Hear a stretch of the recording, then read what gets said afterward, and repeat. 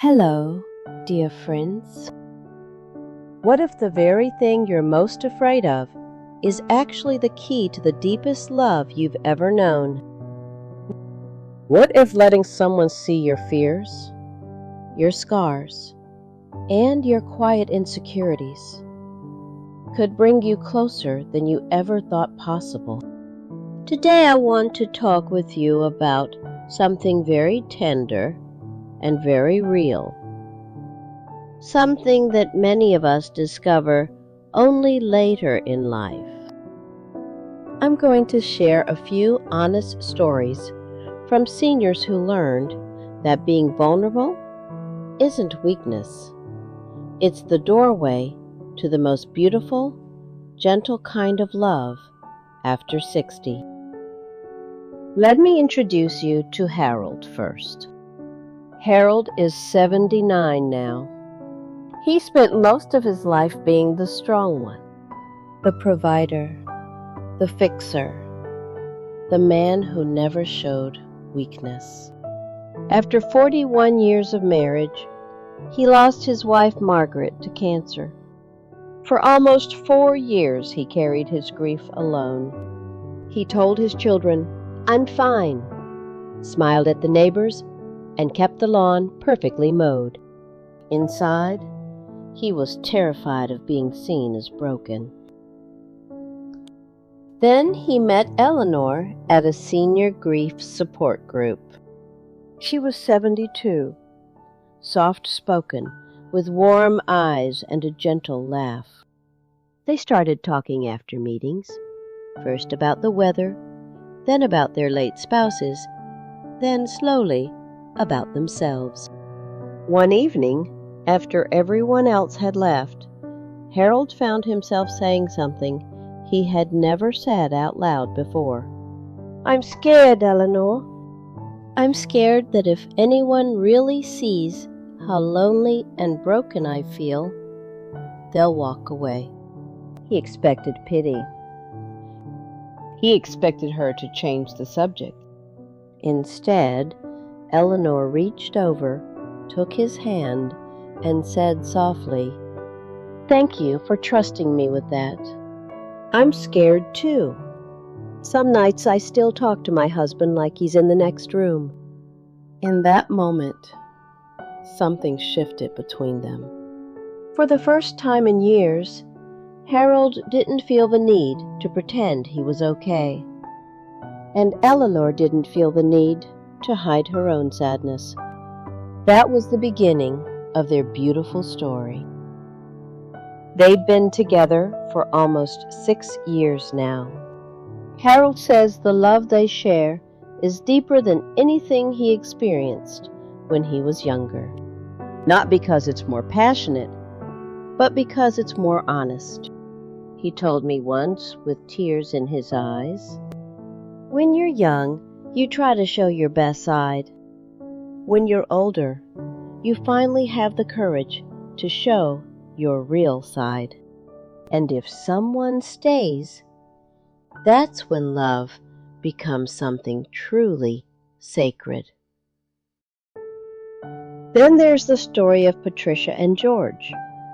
Patricia was 67 when she met George at a community dance. She had been divorced for 15 years and had built very high walls around her heart. She was funny, independent, and always had a quick joke ready. But deep down, she was terrified of being hurt again. George was 70, a quiet widower who had lost his wife 8 years earlier. He was patient and kind, but he also carried his own fears.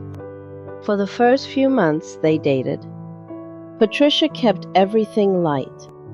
She avoided talking about her past marriage or her insecurities. She was scared that if George saw how fragile she sometimes felt, he would lose interest. One rainy Sunday afternoon, they were sitting in her living room drinking tea. Patricia suddenly started crying. She told George she was afraid she wasn't enough anymore, that her body had changed, that she worried she couldn't make him happy, that she sometimes felt too broken to be loved. Instead of trying to fix her or tell her she was wrong, George just listened. Then he said something that changed everything. "I don't need you to be perfect, Patricia. I just need you to be real with me, because I'm not perfect either." That afternoon, they both opened up like never before. They talked about their fears, their scars, their hopes for whatever time they had left. Patricia says that was the moment she fell in love with him. Not despite her vulnerability, but because she finally allowed herself to be seen. Now, 6 years later, they often say the same thing. The more we let each other see the messy, imperfect parts, the safer and deeper our love became. Dear friends, why does vulnerability make love deeper after 60? Because at this stage of life, we're tired of pretending. We've lived long enough to know that perfection is an illusion. We've lost people. We've been hurt. We've learned that time is precious and too short for games. When we finally find the courage to say, "This is who I really am, with my fears, my aches, my worries, and my hopes," something magical happens. The other person can finally stop pretending too, and two real imperfect human beings can meet each other with honesty and kindness. That kind of love feels different. It's quieter, it's gentler, but it goes so much deeper because it's built on truth instead of performance. I've heard this from so many seniors over the years. I used to think I had to be strong all the time. Now I know that letting someone see my weakness is the strongest thing I've ever done. The best feeling in the world is knowing I can cry in front of him and he'll just hold me.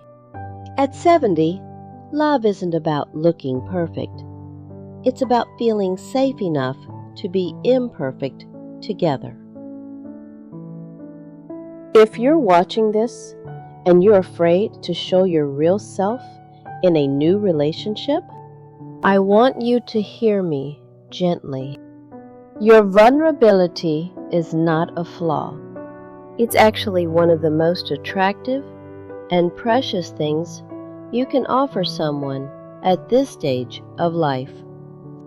The right person won't run away from your scars. They'll want to sit beside them and maybe even help you carry them sometimes. So my gentle question for you today is this: are you willing to let someone see the real you? The beautiful, messy, hopeful, sometimes afraid version of you? Because that's where the deepest, most healing love after 60 usually begins. If you have your own experience with vulnerability in love later in life, whether it brought you closer or made you afraid, I would love to hear your story in the comments. Your words might give someone else the courage they need right now. Thank you for spending this time with me today. If this story touched your heart even a little, please give it a gentle thumbs up. It helps these quiet, important messages reach more people who need them. And if you're new here, welcome to Golden Hearts Horizons.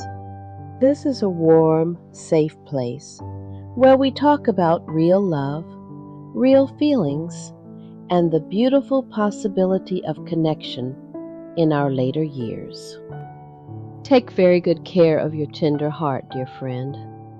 And remember, sometimes the bravest thing we can do is simply let someone see us exactly as we are. I'll be right here, waiting for you in the next story. God bless you.